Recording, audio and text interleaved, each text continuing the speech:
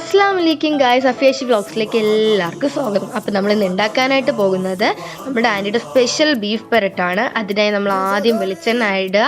Next നമുക്ക് നമ്മുടെ സവാള ഇട്ട് നന്നായിട്ട് എന്ത് ചെയ്യുക, ഇതൊന്ന് മിക്സ് ആക്കി എടുക്കുക. നമ്മളിവിടെ സോൾട്ട് ഇട്ടിട്ടില്ല. അതിൻ്റെ ടിപ്പ് എന്താണെന്ന് ഞാൻ പറഞ്ഞുതരാം.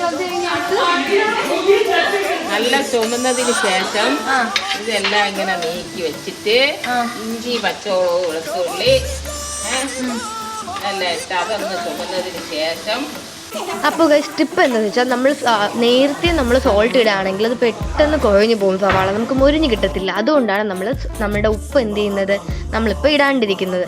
നെക്സ്റ്റ് ആൻറ്റി പറഞ്ഞതുപോലെ നമ്മളുടെ ഇഞ്ചി വെളുത്തുള്ളി പേസ്റ്റൊക്കെ ഇട്ട് നന്നായിട്ട് മിക്സ് ചെയ്തതിന് ശേഷം നമുക്കതിലോട്ട് പട്ട, ഗ്രാമ്പു, ഏലക്ക ഇട്ട് നന്നായിട്ട് നമ്മൾ ഓൾ സ്പൈസസ് ഇട്ട് നന്നായിട്ട് എന്ത് ചെയ്യുക, ഇതൊന്ന് മിക്സ് ആക്കി എടുക്കുക.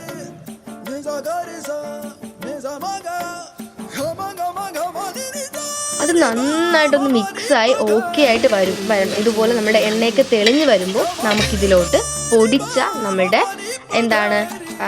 നമ്മൾ വറ്റൽ മുളക് ആഡ് ചെയ്ത് നന്നായിട്ട് മിക്സ് ചെയ്യുക. ഇതും മിക്സ് ചെയ്ത് ഇതിൽ നിന്നും എണ്ണ തെളിഞ്ഞ് വരണം. നമുക്ക് എണ്ണ പുറത്ത് കാണാൻ പറ്റുന്ന രീതിയിൽ വരും. അതാണ് അതിൻ്റെ ആക്ച്വലി ഒരു പാകം എന്ന് പറയുന്നത്.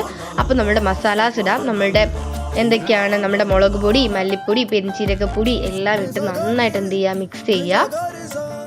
മിക്സായി വരുമ്പോൾ നമുക്കതിലോട്ട് വേവിച്ച് വെച്ചിരിക്കുന്ന നമ്മുടെ ബീഫ് എന്ത് ചെയ്യുക, ഇതിലോട്ട് ആഡ് ആക്കാം. ഇത് ഏകദേശം ഒരു 3 കിലോ ഉണ്ട്. 3 കിലോ കൂടുതലുള്ള ബീഫാണ്. ഈ ബീഫ് നമ്മൾ ഇതിലോട്ട് ആഡ് ചെയ്തിട്ട് നന്നായിട്ട് എന്ത് ചെയ്യുക, മിക്സ് ചെയ്ത് യോജിപ്പിക്കുക. നന്നായിട്ട് യോജിപ്പിക്കുക. ഇതിൻ്റെ അകത്തുള്ള വെള്ളമൊക്കെ വറ്റി നല്ലതായിട്ട് ഡ്രൈ ആവണം. ആക്ച്വലി നമ്മൾ ബീഫ് പെരട്ടാണ് ഉണ്ടാക്കുന്നത്. അതുകൊണ്ട് തന്നെ നല്ല രീതിയിൽ ഇത് എന്താവണം, ഡ്രൈ ആവണം. അപ്പോൾ കുറേ നേരം നമ്മൾ കിടന്നിങ്ങനെ ഒരുപാട് മിക്സാക്കിയാണ് ഈ ഒരു സ്റ്റേജിലോട്ട് എത്തുന്നത്. ഇതാണ് ആക്ച്വലി കറക്റ്റ് കൺസിസ്റ്റൻസി എന്ന് പറയുന്നത്. അപ്പോൾ നമ്മുടെ ബീഫ് പെരട്ട് റെഡിയായി ഗൈസ്.